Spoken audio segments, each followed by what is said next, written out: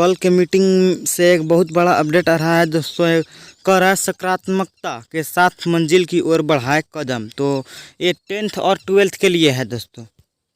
कल 10th और 12th के बोर्ड एग्ज़ाम पर भी सवाल उठाया गया था, तो क्या है चलिए हम लोग देखते हैं कल क्या हुआ 10th और 12th के परीक्षा के बारे में। तो आप लोग यहाँ देख सकते हैं, कह रहा है 12वीं की परीक्षा छात्रों के भविष्य की राह निर्धारित करने में बहुत महत्वपूर्ण भूमिका निभाती है। कोरोना महामारी में छात्रों की स्वास्थ्य सुरक्षा को ध्यान में रखते हुए सरकार ने 12वीं की परीक्षा रद्द करने की फैसला किया है।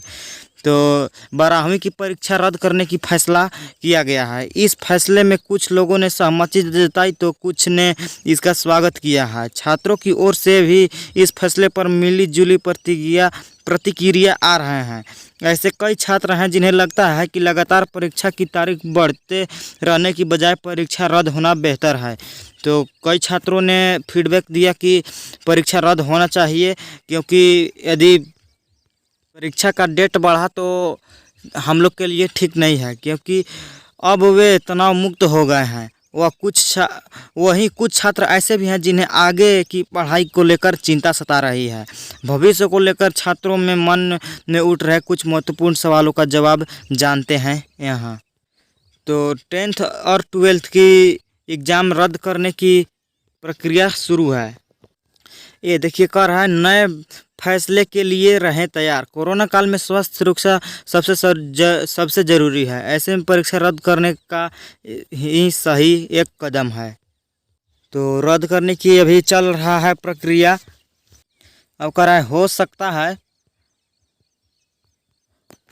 सकता है कि आने वाले समय में ऐसे कुछ और फैसले भी किए जाएं जो पहले कभी नहीं किए गए। छात्रों को समय के अनुसार प्रोत्साहित फैसले को सकारात्मक सोच के साथ स्वीकार करने के लिए कुछ को तैयार रखना होगा। इस तैयारी में अभिभावकों और अध्यापकों की भूमिका काफ़ी मायने रखती है। वे ही छात्र के मन में उठ रहे दुविधा को दूर कर उन्हें आगे बढ़ने के लिए प्रेरित कर सकते हैं। तो यही कह रहा है कि 10th और 12th की परीक्षा रद्द होने की फैसला किया जा रहा है। आगे लिखा है आगे बढ़ने की तैयारी पर करें फोकस।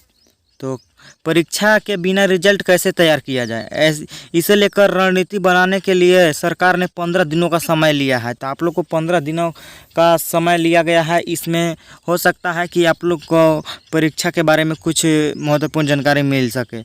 इसके चलते छात्रों में थोड़ी दुविधा व चिंता है। बेहतर है कि छात्र परिणाम को लेकर चिंता रहने की बजाय आगे बढ़ने की तैयारी पर फोकस रहे। तो आप लोग परिणाम की चिंता नहीं करें, आप लोग पढ़ते रहिए। सरकार के पास इवैल्यूएशन के कुछ विकल्प है, जैसे 9वीं 10वीं 11वीं की परफॉर्मेंस और 12वीं के अर्धवार्षिक या प्री बोर्ड परीक्षा के अंकों को मिला जुला कर छात्रों का रिजल्ट तैयार किया जाए। इस रणनीति को अपनाते हुए केंद्रीय माध्यमिक शिक्षा बोर्ड CBSE ने स्कूल से छात्रों के व्यवहारिक आंतरिक मूल्यांकन के अंक 28 जून तक ऑनलाइन अपलोड करने को कहा है।